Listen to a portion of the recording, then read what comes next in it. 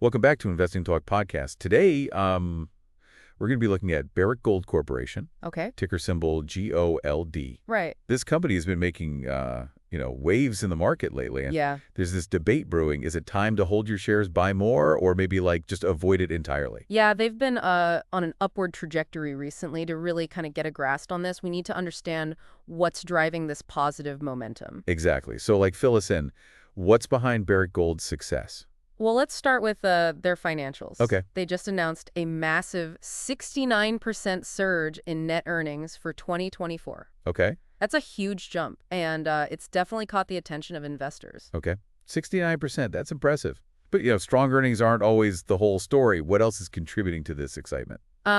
They're also seeing record production levels at their Kibali gold mine. Mm-hmm. Plus, they've significantly expanded their gold reserves Okay. by a whopping 17.4 million ounces. Wow. A good portion of that increase is linked to their Reko Diq project, which is really making waves in the industry. Reko Diq, I feel like that name keeps popping up in mining news. I'm guessing this project is a big deal for them. It is. It has the potential to be a major contributor to their production output in the coming years. All right, so we've got strong earnings, record production, and expanding reserves, so no wonder there's buzz. But let's talk about what really matters to investors, the stock price. How has all of this translated into actual market performance? Well, as of February 13th, the stock closed at $18.45, Okay. up 1.541% from the previous day. Mm-hmm. And looking at the bigger picture, it's up a solid 6.74% since February 12th. Those are some pretty tempting numbers, but as any seasoned investor knows, it's not real sunshine and rainbows. Right. What are some of the red flags or potential risks that investors should be aware of? That's a crucial question. We can't just get swept up in the hype. Let's look at some key technical indicators to get a clearer picture. Currently, the stock is trading above both its 50-day and 200-day moving averages. Okay. This is generally considered a bullish signal suggesting an upward trend. So those moving averages are pointing in the right direction. What else should we be paying attention to? Well, the stock has also been flirting with the upper Bollinger Band. Okay. Now, Bollinger Bands are a way to visualize volatility, and trading near the upper band suggests strong upward momentum. However, this can also be a sign that the stock is getting overheated. Okay, so even with the positive signs, there's a hint of caution there. Exactly. And this is where things get even more interesting. We need to look at other indicators like the RSI, which Okay. stands for Relative Strength Index. Now, I know some of our listeners might not be familiar with the RSI. Can you break it down for us? What does it tell us about Barrick Gold? Sure, the RSI measures the speed and chain of price movements. It oscillates between 0 and 100. A reading above 70 generally indicates that a stock is overbought, while a reading below 30 suggests it's oversold. Right now, Barrick's RSI is sitting at 66.12. So it's getting pretty close to that overbought territory, which could mean a price correction is on the horizon. That's Yeah. a good point for investors to keep in mind. Absolutely. And then there's the CCI, the Commodity Channel Index, which is another momentum indicator. Got it. It's currently at 212.12 for Barrick Gold. Whoa, that number sounds high. What does that signal? It suggests that the stock is currently overbought. Okay. Even more so than the RSI indicates. It's a reminder that even with positive trends, nothing is guaranteed in the market. Okay, so we've got some mixed signals here. It's like a game of tug of war between positive momentum and potential overvaluation.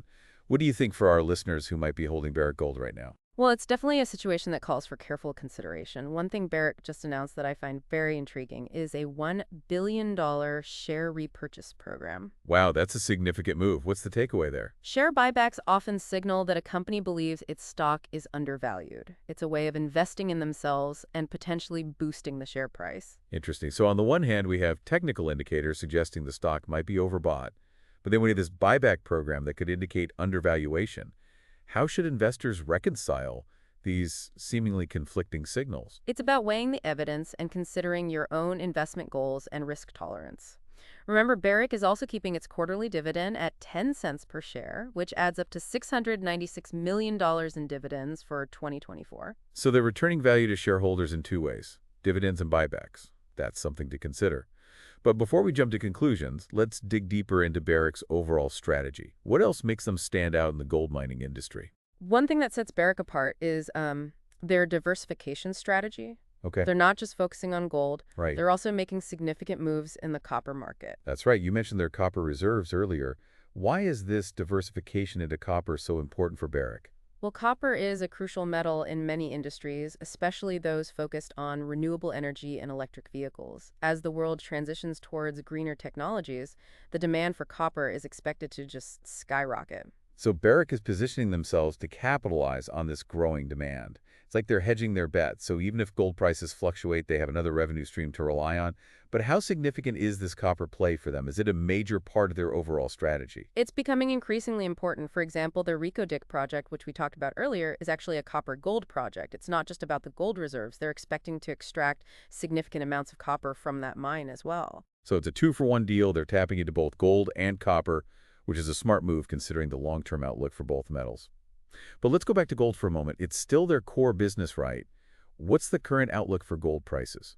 Gold prices have actually been hitting record highs recently, which is obviously great news for gold mining companies like Barrick. However, there's always the risk of a price correction. In fact, one forecast predicts a 9.69% drop in Barrick's stock price by March 8th, and that's partly due to the potential for gold prices to pull back from their current highs. Okay, so even with gold performing well, investors need to be prepared for potential volatility.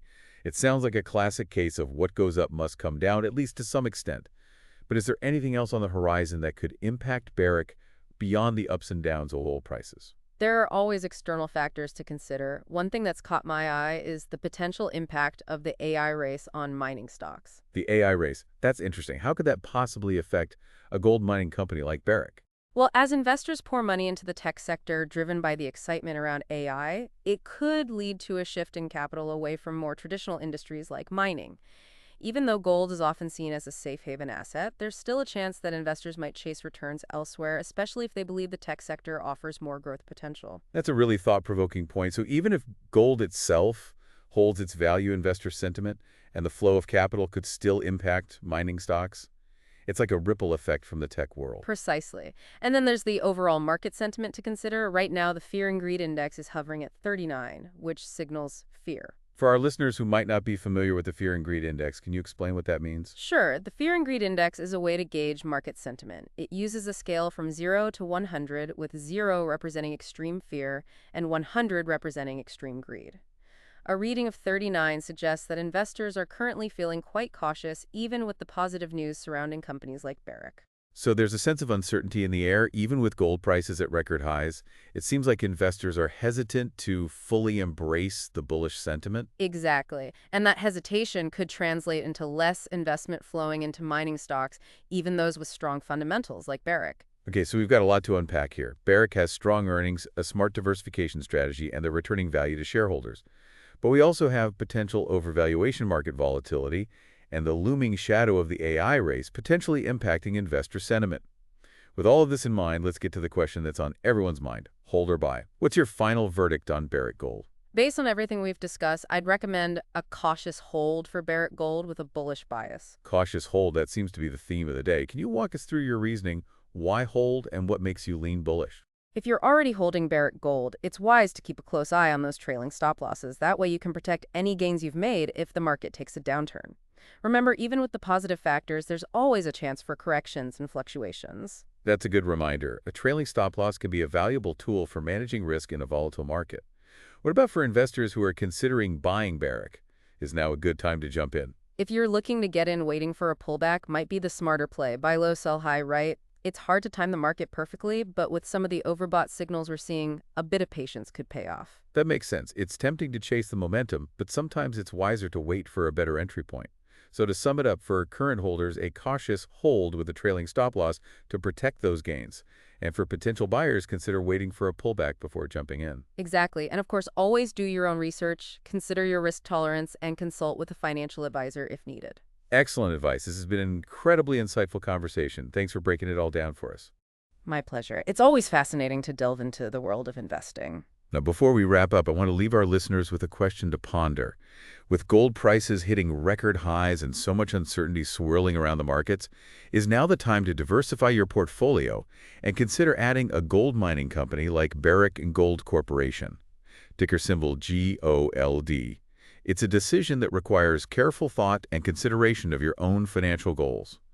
Let us know your thoughts in the comments. And of course, don't forget to subscribe, share, and comment. Until next time, happy investing.